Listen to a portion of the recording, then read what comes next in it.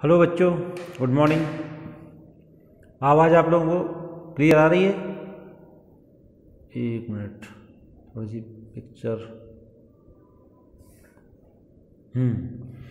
तो कल हमने संधियों में स्वर संधि के प्रकारों में गुण स्वर संधि तक पढ़ लिया था, ठीक है।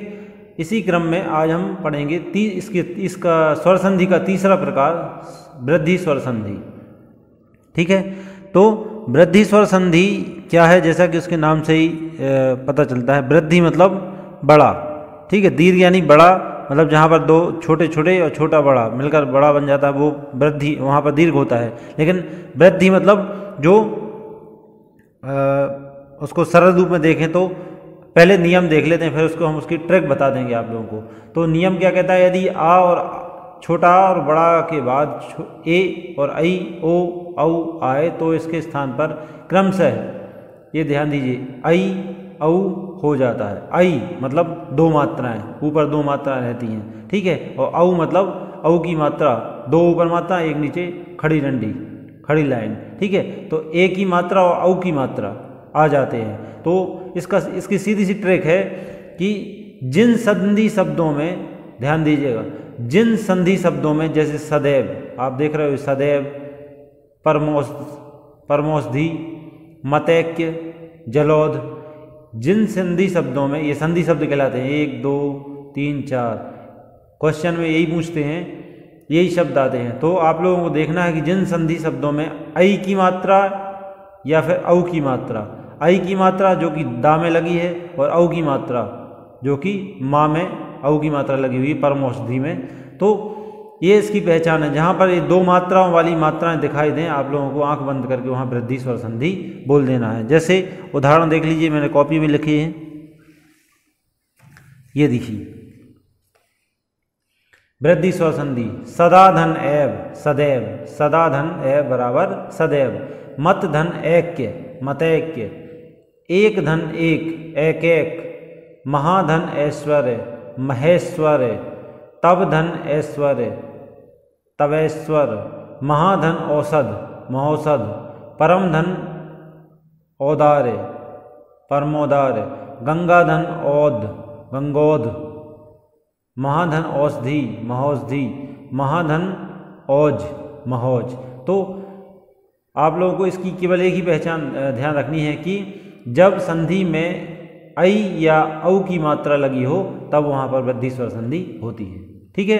और इन संधि शब्दों का आप लोगों को एक दो बार ये भी पढ़ लेना है। जैसे संधि सदैव का क्या होता है? सदा धन एव सदैव, ठीक है। तो इनका जो विच्छेद होता है वो एक दो बार आप पढ़ लोगे तो वो अपने आप दिमाग में आ जाएगा, क्योंकि ये विच्छेद करने के लिए और संधि का नाम बताने के लिए ही आता है। अपनी अगली संधि है, चौथी संधि है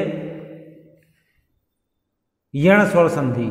यण, जहाँ पर ई उ, छोटी छोटा ऊ, बड़ी और बड़ा ऊ तथा री के बाद कोई असमान स्वर हो तो वहाँ पर या वा, और इसमें यू दिया है जबकि होता है रा, यू भी होता है, या वा रा यण कहलाते हैं, ठीक है। तो या वा और या यू हो जाते हैं। जैसे इसको हम इसमें देखते हैं,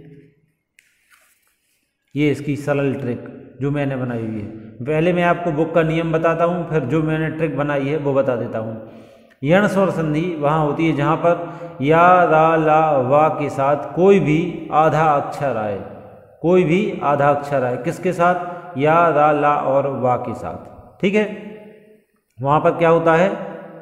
वहाँ पर यण स्वर संधि होती है। जैसे प्रति धन एक बराबर होता है प्रत्येक। तो जब आप प्रत्येक देखोगे, क्वेश्चन पेपर में प्रत्येक लिखा हुआ आएगा आपको, तो जब आप देखोगे कि या के साथ आधा ता बना हुआ है जो कि हमारी शर्त को संतुष्ट करता है। जैसे हमारी शर्त क्या है? या के साथ आधा अक्षर, या के साथ ता है, ये यहाँ पर आधा दा है, या के इसके साथ, या के साथ आधा दा है, यद्यपि वा के साथ आधा सा है, देखो वा भी दिया हुआ है, वा के साथ आधा सा है। इसके बाद अत्यधिक, या के साथ आधा ता है, ये या है, उसके साथ आधा ता है। तो कहने का मतलब ये है, इन शॉर्ट देखें तो नियम बस कुछ नहीं कहता है, यही कहता है, ज़्यादा ध्यान रखने की बात नहीं है इसमें, कि या रा ला वा के साथ कोई भी आधा अक्षर आए जुड़ा हुआ तो वहाँ पर यड़ स्वर संधि होता है।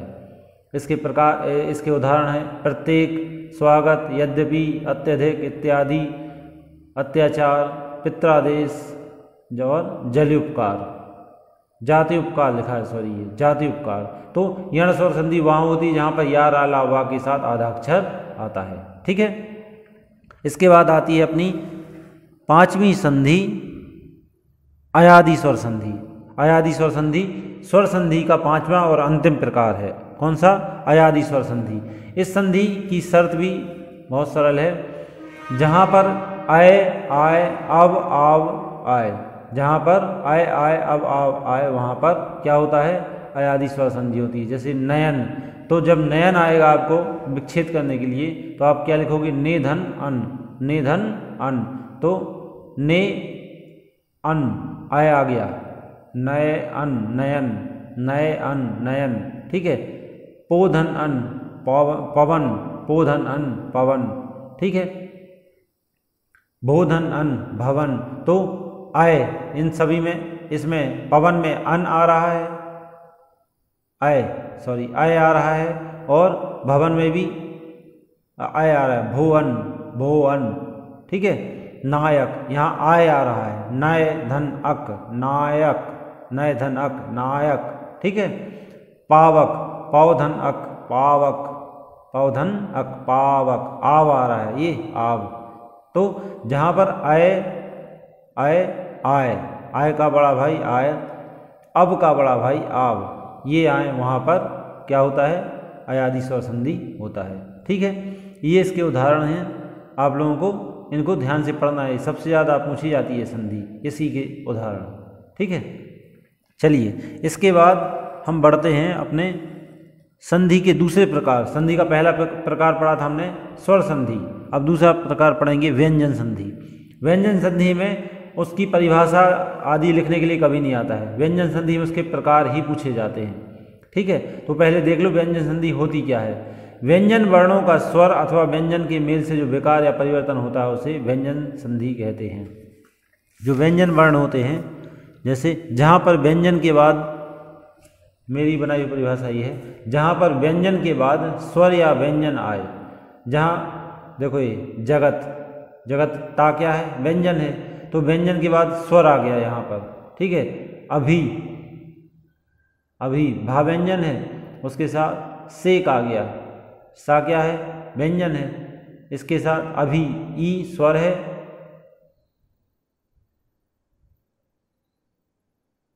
और सेक भी स्वर है, तो स्वर के बाद स्वर भी आ जाता है, और व्यंजन के बाद स्वर या व्यंजन दोनों में से कुछ भी आ सकता है। तो यहाँ पर व्यंजन के बाद स्वर, व्यंजन आया है, व्यंजन के बाद स्वर आया है, व्यंजन के बाद स्वर आया है। तो जहाँ पर व्यंजन के बाद व्यंजन आता है या स्वर आता है वहाँ पर व्यंजन संधि होती है। इनके भी आपको परिभाषा लिखने के लिए नहीं आती है, इनके बस उदाहरण आते हैं और उनका विच्छेद करने के लिए आता है, उसमें आपको बताना पड़ता कि कौन सी संधि है। क्योंकि आपने संस्कृत में पढ़ा होगा व्यंजन संधि के भी प्रकार होते हैं, लेकिन हिंदी में व्यंजन संधि के कोई प्रकार नहीं पढ़े जाते। यदि आपको लगे कि ये व्यंजन के बाद व्यंजन या व्यंजन के बाद स्वर का मेल होने के बाद व्यंजन बना है, एक तीसरा व्यंजन बना है, तो वहाँ पर आपको आंख बंद करके केवल और केवल व्यंजन संधि लिख देना है। ठीक है, जगत धन ईस, जगदीश। ठीक है, अभिधन सेक, स सेब का, एक ही मात्रा और का, अभिषेक। दिग्धन गज, दिग्गज। दिग्धन अंबर, दिगंबर। पंचधन आव, पंजाब। जगत धन नाथ, जगन्नाथ। उत्धन चारण, उच्चारण। सतधन जन, सतजन, सज्जन होगा इसका, ता का जा बन जाता है, सतधन जन, सज्जन। उत्धन लेख, उल्लेख। उत्धन धार, उत्धन हार, उद्धार। समधन ध्या, संध्या। समधन मान, सम्मान। समधन मुख, सम्मुख। समधन योग, संयोग। निधन सेध, निषेध। समधन रक्षक, संरक्षक। परिधन नाम, परिणाम, पर धन मान प्रमाण, शोष दिया हुआ है, शोष धन अन्न शोषण। तो ये संधि कौन सी होगी हमारी? व्यंजन संधि। व्यंजन संधि के केवल हमने बताया आपको उदाहरण लिखने के लिए आते हैं, आपको इसमें प्रकार नहीं बताना पड़ता है। इसके बाद संधियों के प्रकार वाली तीसरी संधि क्या होती है? वो है विसर्ग संधि। विसर्ग क्या कहलाता है? विसर्ग आपने देखा होगा, संस्कृत में ही पढ़ा होगा। देखो ये आशी धन वाद, ये दो बिंदी लगी हैं जो, वो विसर्ग कहलाता है। नेह धन धन, नेह धन निर्धन, मन मनः, देखो ना के बाद विसर्ग लगा हुआ है, तो ये विसर्ग कहलाता है। तो जहाँ पर विसर्ग के बाद कोई स्वर या व्यंजन आए तो वहाँ पर क्या बन जाता है? वहाँ पर विसर्ग संधि हो जाती है। विसर्ग के बाद किसी स्वर या व्यंजन के आने पर, विसर्ग के बाद किसी स्वर या व्यंजन के आने पर जो परिवर्तन आता है उसे विसर्ग संधि कहते हैं। ठीक है। मनः धन विनोद, मनोविनोद। जैसा कि हमने ऊपर व्यंजन संधि में पढ़ा था कि इसके केवल और केवल आपको उदाहरण पूछे जाते हैं और संधि का प्रकार पूछा जाता है, वैसा ही इसमें भी किया जाता है। मनः धन विनोद, मनोविनोद। नेह धन धन निर्धन, आशी धन वाद, आशीर्वाद। इनको आपको याद करना पड़ेगा, कठिन नहीं है, एक दो बार पढ़ लोगे आप तो ये याद हो जाएंगे। दो धन उपयोग, दुरुपयोग। मनः धन रथ, मनोरथ।